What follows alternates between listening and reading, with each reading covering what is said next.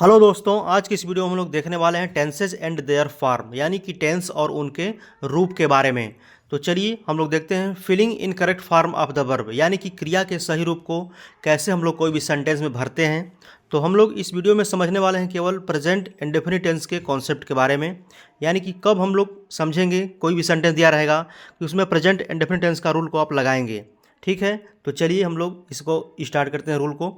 पहला रूल हम लोगों का है, सदैव सत्य रहने वाली बात की को प्रकट करने के लिए हमेशा क्या करते हैं, प्रेजेंट इंडेफिनिट टेंस के वर्ब को भरना चाहिए। यानी कि प्रेजेंट इंडेफिनिट टेंस में जो रूल लगता है हम लोग रूल के हिसाब से वर्ब लगाते हैं, तो उसके हिसाब से हम लोग को वर्ब को फिल करना है। तो यहाँ पे देखिए एग्जाम्पल है आपका द सन, यहाँ पे खाली स्थान था। ठीक है, मैंने यहाँ पे नीचे में अंडरलाइन किया है समझने के लिए। इन द वेस्ट, यानी कि सूर्य जो हम लोगों का है, और यहाँ पे कोष्टक में दिया गया है सेट, यानी कि सेट का पहला फॉर्म है यहाँ पे। अब इसमें हम लोग को वर्ब को फिल करना है सही उपयुक्त जानकारी के अनुसार से। तो हम लोग जानते हैं कि सदैव सत्य रहने वाली बात जो भी कोई भी कहा जाए तो हमेशा उसमें प्रेजेंट इंडेफिनिट टेंस के हिसाब से रूल लगाना है। यदि आपको यहाँ पे सिंगुलर है तो हम लोग क्रिया में यस या यस लगाएंगे। यदि आप कोई प्लूरल है तो केवल वर्ब की फर्स्ट फॉर्म को रख देंगे। तो चलिए ये रूल हो गया। दूसरा देखते हैं रूल। दूसरा रूल हम लोग का क्या है, यदि वाक्य में always, daily, every, never, often, often मतलब अक्सर होता है। जो वर्ड कठिन है उसका मैंने हिंदी यहाँ पे लिख दिया है। उसके बाद नॉर्मली सामान्य रूप से, सेल्डम कभी कभार, कभी कभी भी होता है, यूजुअली आमतौर पर, समटाइम्स कभी कभी, रेयरली कभी कभी या कभी कभार के साथ प्रेजेंट इंडेफिनिट टेंस का प्रयोग होता है। इसके कहने का मतलब है कि यदि वाक्य में कोई सेंटेंस दिया रहेगा और इन सभी वर्डों का कोई यूज किया रहेगा, कहीं ऑलवेज दिया रहता है, कहीं डेली दिया रहता है, कहीं नॉर्मली दिया रहेगा, कहीं सेल्डम दिया रहेगा, तो आप लोगों को समझ जाना है कि वहाँ पे प्रेजेंट इंडेफिनिट टेंस का रूल को अपनाना है। यानी कि प्रेजेंट इंडेफिनिट टेंस का रूल का मतलब क्या है, वर्ब से ही मतलब हम लोगों का है। यदि अफर्मेटिव है तो क्रिया में यस या यस लगाएंगे। यदि निगेटिव है तो हम लोग डू नॉट, डज नॉट दिया रहेगा, उसके हिसाब से वर्ब का फर्स्ट फॉर्म लगाते हैं। तो जैसा वाक्य रहेगा उसके अनुसार हम लोगों को फिट करना है वहाँ पे।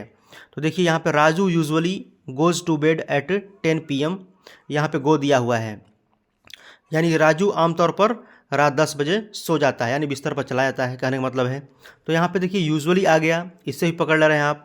और एक यहाँ पे एक कोई आदत को भी प्रकट कर रहा है, उसे ही पकड़ लेंगे। तो यहाँ पे क्या है कि यूजुअली वर्ड आ गया, तो बस इसमें कुछ सोचना है नहीं। यहाँ पे क्रिया में क्या करेंगे, यस यस लगाएंगे राजू के अनुसार। तो गो हमारा क्या है, गो वर्ब मेन वर्ब है, तो राजू के अनुसार थर्ड पर्सन का सिंगुलर है, तो यहाँ पे गोज हो जाएगा। ठीक है, तो इस तरह से आप लोगों को फिल करना होगा। चलिए तीसरा रूल देख लेते हैं। इन सभी शब्दों के साथ अर्थ के अनुसार प्रेजेंट टेंस के वर्ब का प्रयोग होता है। यदि वाक्य में कोई, देखिए every day, every night, every month, every year, each day, each night, each month या ईच ईयर आ जाए तो हमेशा क्या करना है, प्रेजेंट इंडेफिनिट टेंस का रूल को भरना है। On Sunday, on Monday. ठीक है, और देखिए इसमें in the morning, in the evenings, यानी कि once twice day, twice a day या ट्वाइस अ वीक, मतलब कि दिन में एक बार, महीने में एक बार। तो इस तरह का कोई वर्ड आता है तो हम लोगों को प्रेजेंट इंडेफिनिट टेंस के वर्ब को फिल करना होता है। चलिए रूल नंबर 4 देखते हैं। किसी आदत का वर्णन करने के लिए क्या होता है, प्रेजेंट इंडेफिनिट टेंस के वर्ब को फिल करना है। तो देखिए एग्जाम्पल है आपका सी, यहाँ पे मैंने पूरा लिख दिया है, ये तो कॉन्सेप्ट वीडियो हो इसलिए मैंने इसको लिख दिया है और यहाँ पे अंडरलाइन किया है समझने के लिए। फॉर अ वॉक डेली, यानी कि वह प्रतिदिन टहलने जाती है। देखिए फॉर अ वॉक का मतलब होता है घूमने जाना या टहलने जाना, और डेली मतलब प्रतिदिन। तो यहाँ पे किसी के आदत का वर्णन हो रहा है, जैसे कि कोई आदत होता है कि रोज़ सुबह जाता है टहलने, या रोज़ कोई फुटबॉल खेलता है, इस तरह से मतलब कोई आदत का वर्णन करता है। तो वहाँ पे हम लोग से क्या करेंगे, हम लोग यहाँ पे वर्ब का फर्स्ट फॉर्म में एस या इस लगाएंगे, यानी कि प्रेजेंट इंडेफिनिट टेंस का रूल को अपनाना है। चलिए रूल नंबर 5 देखते हैं। बार बार दोहराई जाने वाली क्रिया को दर्शाने के लिए प्रेजेंट इंडेफिनिट टेंस के वर्ब को फिल करना होता है। क्योंकि देखिए हम लोग इस चैप्टर में पढ़ रहे हैं, केवल इस वीडियो में पढ़ रहे हैं प्रेजेंट इंडेफिनिट टेंस के पूरे कॉन्सेप्ट को। ठीक है, तो देखिए वी यहाँ पे खाली स्थान, टू गो डेली, यानी हम रोज़ाना स्कूल जाते हैं, यानी कि हम लोग रोज़ स्कूल जाते हैं, रोज़ आते हैं, यानी क्रिया बार बार दोहराई जा रही है। तो यहाँ पे क्या करेंगे, प्रेजेंट इंडेफिनिट टेंस के वर्ब को फिल करेंगे। यानी कि वी हम लोग का क्या है, प्लूरल सब्जेक्ट है, तो मेन वर्ब में यस यस नहीं लगता है। चलिए 6 नंबर रूल देखते हैं।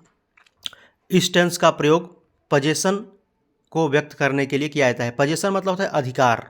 जब भी कोई पजेशन की बात हो, यानी अधिकार के बारे में बात हो, तो वहाँ पे हम लोग को प्रेजेंट यानी सिंपल प्रेजेंट का ही रूल को फिल करना है। देखिए आई और यहाँ पे ए कार, यहाँ पे हैज़ दिया हुआ है तो आई के साथ हैज़ लगता नहीं है, आई के साथ क्या लगता है हैव।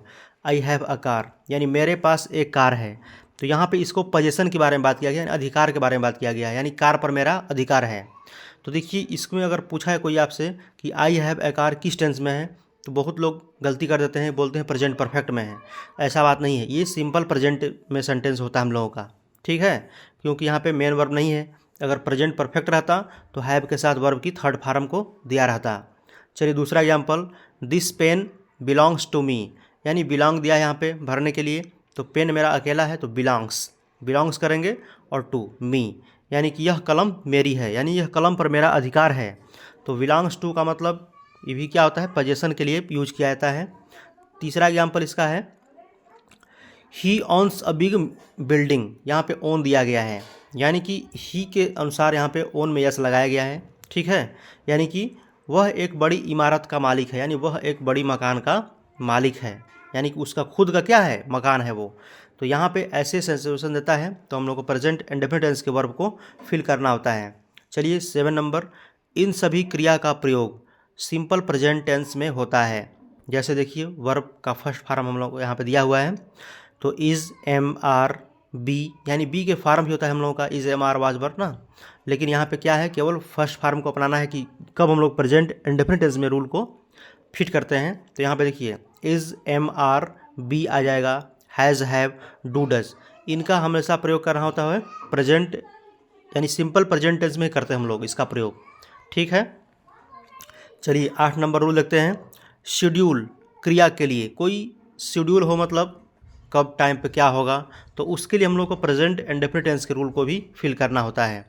तो देखिए एग्जांपल है, the class starts at 9 o'clock in the morning, यानी कि यहाँ पे जो वर्ब हम लोगों का है क्लास के अनुसार से क्रिया में ये क्या लगा है, यस लगाया है, ठीक है। तो ऐसे वर्ब आएगा हम लोग को, क्रिया भी कोई देता है एग्जाम्पल भरने के लिए, तो हम लोग को खाली स्थान में क्या होता है, भरना होता है प्रेजेंट इंडेफिनिट टेंस के रूल को भरना होता है। यहाँ पे मैंने यहाँ पे कोष्टक में नहीं लिखा है कुछ भी।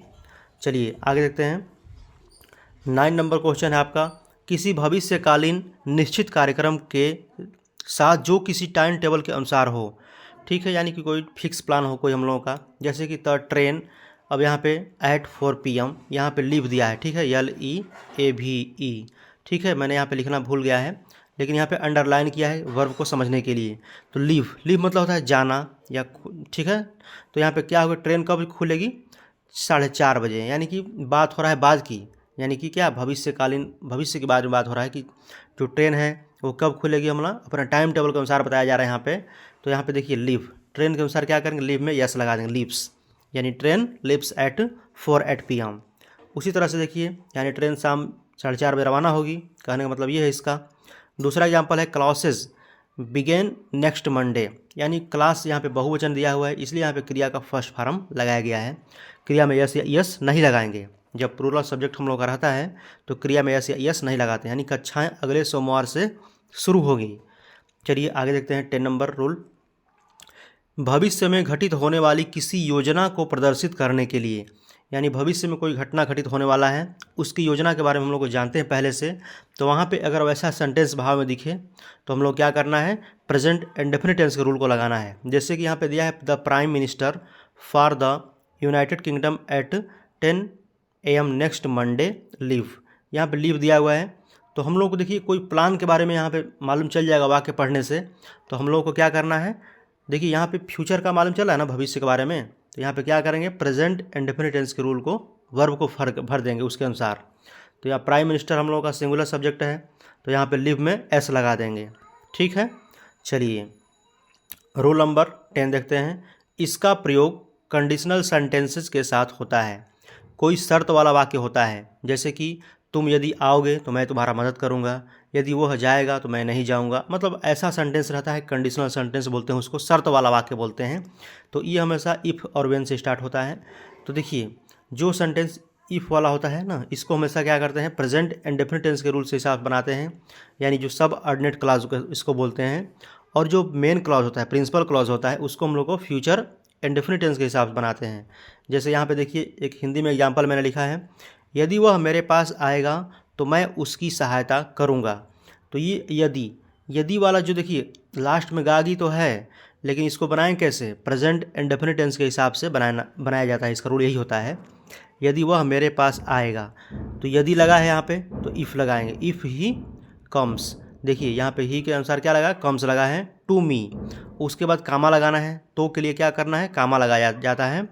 उसके बाद आई शैल अब हेल्प हिम, तो आई के साथ शैल और हेल्प लगाएंगे, मेन वर्ब सहायता का, और हिम यानी कि उनकी यानी उसकी। ठीक है, तो इस तरह से लगाया जाता है। दूसरा सेंटेंस, अगर मैं कमल को देखूंगा तो उसे बताऊंगा, ये भी कंडीशनल सेंटेंस दे दिया है। तो जो यदि वाला होता है इसको बोलते हैं हम लोग सब ऑर्डिनेट क्लॉज। ठीक है, और ये जो मेन क्लॉज होता है हम लोग का प्रिंसिपल क्लॉज। तो जो इफ़ वाला जो सेंटेंस बनाएंगे तो इसमें हम लोग वर्ब का प्रेजेंट इंडेफिनिट टेंस का वर्ब के हिसाब से वर्ब को फिल करना होता है, और ये जो होता है इधर वाला इसको फ्यूचर इंडेफिनिट टेंस के हिसाब से फिल करना होता है। ठीक है, तो यहाँ पे देखिए इफ़ आई सी कमल, और कामा दिया है यहाँ पे, लगा देंगे कामा तो के लिए, आई विल टेल हिम, तो उसे मैं बताऊँगा। कहने का मतलब यहाँ पे ये है। ठीक है, यहाँ पे मैं एक ही शब्द लिखा गया है, यहाँ पे मैं सब्जेक्ट के रूप में यहाँ पे लिखा है मैंने, यहाँ पे कोमल के बाद आई। चलिए आगे देखते हैं। रूल नंबर 11, फ्यूचर के समय को प्रकट करने के लिए व्हेन के साथ सिंपल प्रेजेंट का प्रयोग होता है। वही चीज़ देखिए, आई शैल डू इट व्हेन। देखिए जब ये फ्यूचर के समय को दिखा रहा है ना, ये जब वह आएगा तब यह मैं काम करूँगा। फ्यूचर के बारे में हम लोग बता रहे हैं, जैसे कि कोई वह आएगा तो मैं काम करूँगा। तो यहाँ पे देखिए व्हेन के साथ भी जब आता है जो सेंटेंस, तो व्हेन के साथ जो वाक्य हम लोग का लगा रहता है उसको हम लोग ऐसा क्या करना है, प्रेजेंट इंडेफिनिट टेंस के वर्ब को फिल करना होता है। यानी कि प्रेजेंट इंडेफिनिट टेंस के जो रूल हम लोग लगाते हैं सब्जेक्ट के अनुसार, उसको हम लोग को लगाना होता है। तो देखिए व्हेन ही कम्स, ही के अनुसार यहाँ पे क्या किया गया है, कम्स लगाया गया है। ठीक है, तो चलिए आगे देखते हैं rule. When I finish the letter I will give it to you. ठीक है, यानी कि देखिए व्हेन के साथ यहाँ पे जब भी आपको व्हेन दे देगा यहाँ पे और विल दिया रहेगा, सेंटेंस में यहाँ पे खाली स्थान दिया रहेगा, तो हमेशा क्या करना है, व्हेन को देख करके ये जो सब ऑर्डिनेट क्लॉज हम लोग का दिया हुआ है, तो इसके अनुसार हम लोग को यहाँ पे प्रेजेंट इंडेफिनिट टेंस के वर्ब को फिल करना होता है। तो फिनिश, तो यहाँ पे आई के साथ फिनिश लगाएगा, यानी क्रिया में यस या यस नहीं लगेगा। रूल नंबर 12 है, आंखों देखा हाल का प्रसारण करने के लिए मैच, आयोजन, कार्यक्रम, नाटक, फिल्म, सीरियल आदि रेडियो या टेलीविज़न के द्वारा करने के लिए। जैसे एग्जाम्पल है विराट स्ट्राइक्स अ सिक्स। देखिए विराट ने छक्का लगाया, हम लोग टीवी देखते हैं तो नहीं बोलते हैं विराट ने छक्का लगाया, ये चौका मारा, तो वैसे से लगाया भाव तो आ रहा है आया गया लगाया, पास्ट का भाव आ रहा है। लेकिन जब आंखों देखा हाल, जब आंख से देखते हैं हम लोग प्रसारण उसका किया जाता है, तो उसके लिए हम लोग क्या करते हैं, यहाँ पे प्रेजेंट इंडेफिनिट टेंस के वर्ब को फिल करना होता है। विराट के अनुसार यहाँ पे स्ट्राइक्स मतलब होता है मारना, चोट मारना होता है ना, छक्का लगाया, तो यहाँ पे यस लगाया गया, स्ट्राइक यानी कि एस लगाया गया है। तो इस तरह से आप भी इस रूल को समझ करके आसानी से वर्ब को फिल कर सकते हैं। मिलते हैं नेक्स्ट वीडियो में, नेक्स्ट जो इसका रूल है प्रेजेंट कॉन्टिन्यूअस टेंस के हिसाब से। तो धन्यवाद दोस्तों।